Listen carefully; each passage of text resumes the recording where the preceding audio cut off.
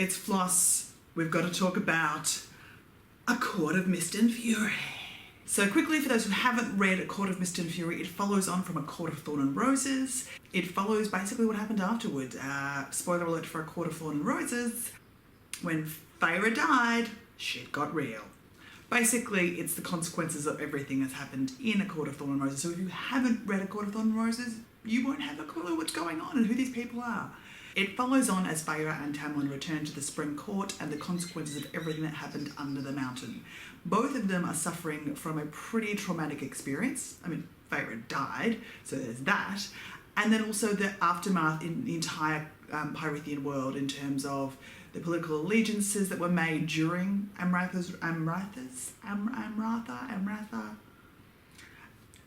during that bitch's reign, and the consequences of those political allegiances. Feyre is incredibly broken as we find her in this as we find her in the book. She is lost both physically and mentally, and she's not necessarily getting the support she thinks she deserves.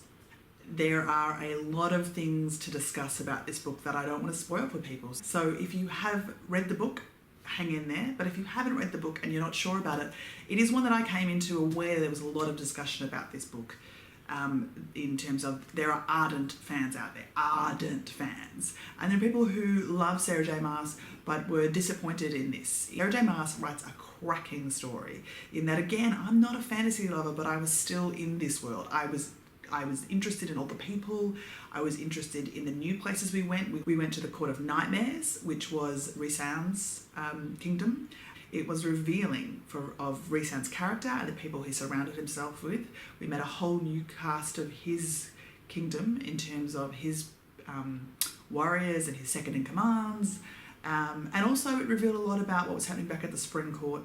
And also we do go and visit Feyre's sisters, Nesta and Elaine.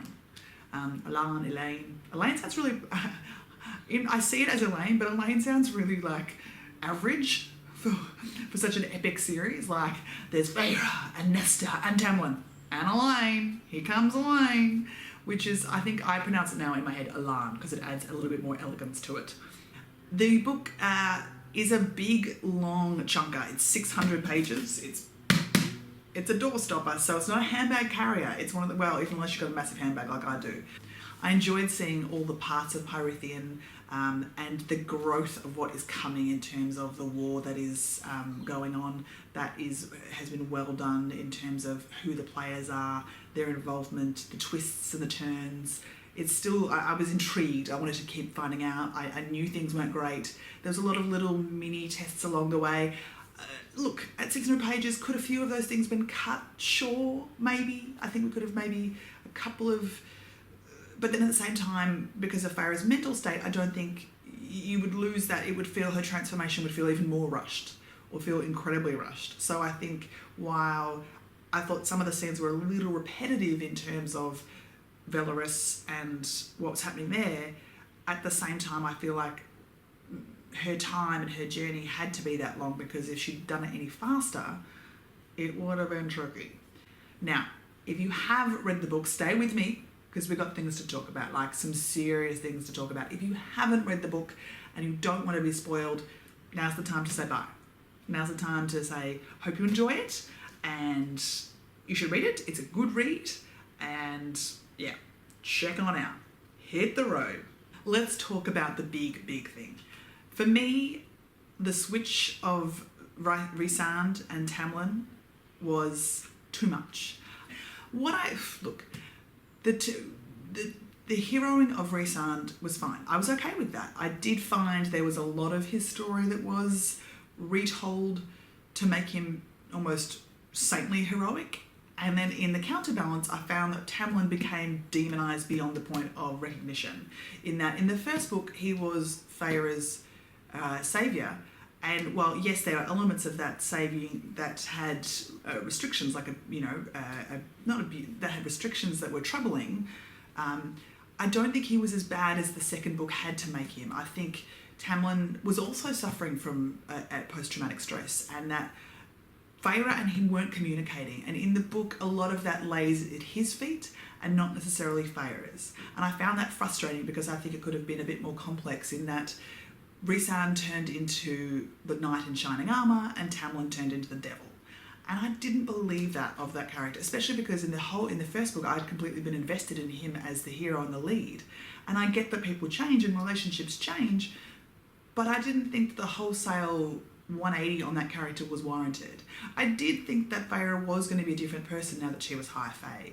It reminded me a lot, weirdly enough, of the Vampire Diaries. Great show back in its prime. Not now. But when Elena was turned, sorry, spoiler for like 5 years ago, but when Elena was turned from a human to a vampire, she said a line to Stefan about, when I was human, I loved you and we were the right couple, we were together. But now as a vampire, Damon is the guy for me in that he suits who I am now and I'm different and I can't go back and I'll never be the same and we can't be the same. And I kind of felt that with Feyre in that what broke her in Under the Mountain and her transformation to High Fae and everything she was struggling with was suited to Rhysand. In terms of, I liked when she talked about the fact that they had a darkness together that connected them. But I don't believe that the Tamlin crucifixion I don't believe that the Tamlin demonizing was necessary. I think there could have been a better or more, I think there just could have been a better explanation of why she had to get out of that relationship, but also at the same time giving him a bit of grace and dignity.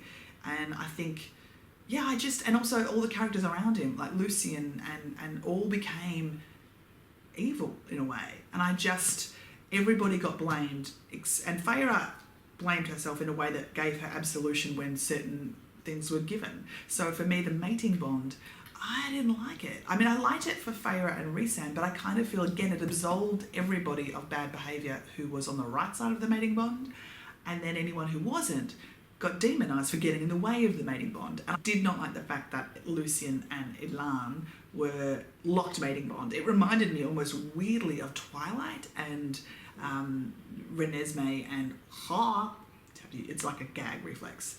It reminded me of Renesmee and Jacob in that thing, whatever that was that I've repressed from my memory. It excused everything.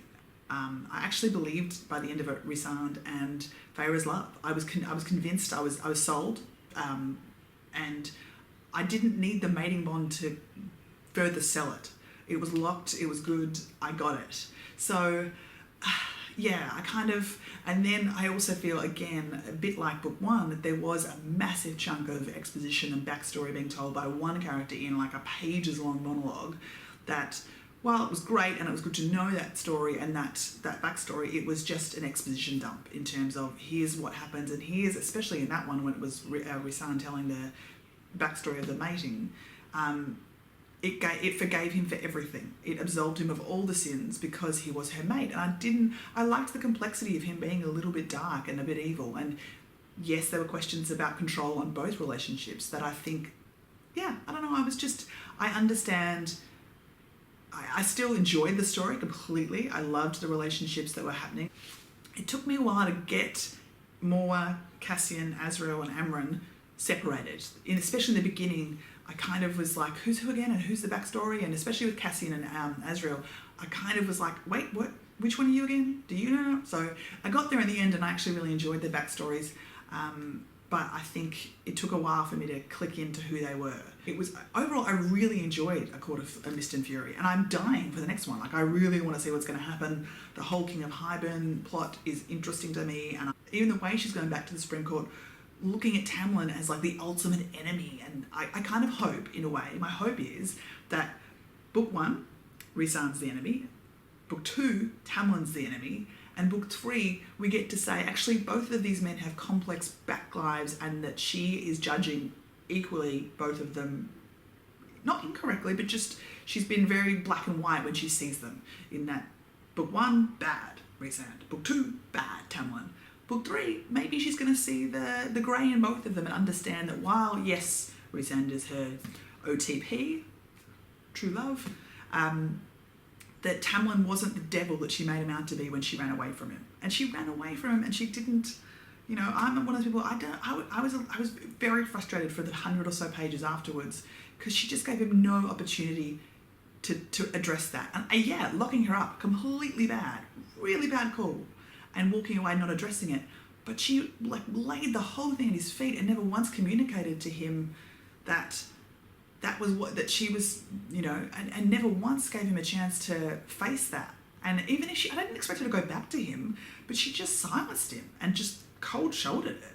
And I don't know, I just felt like she didn't give him enough of a chance. I didn't want her to stay in their relationship, but I wanted her to give some closure and some recognition to what they had had. She literally died for him, and then it's like cold, boom. So that bothered me a lot. But overall, I really enjoyed A Court of Mist and Fury. Still, again, a great fantasy read for non-fantasy readers in that the emphasis isn't on the spells so much, more as the characters and the plotting, and there's a few points that lagged a little bit for me, but if you power through, it is a incredibly exciting, epic, dark. It's a cracker of a read. So A Court of Mist and Fury is book 2 in the A Court of Thorn and Roses. I don't know what the series is called, actually. It's book 2 in the Feyre series, I'm going to say. And I don't know when book 3 is out. I don't know if it's been announced yet. I don't even know if we have a title yet. I'm sure we will have a huge title and everybody will be talking about it. But that's book 2. That's A Court of Mist and Fury.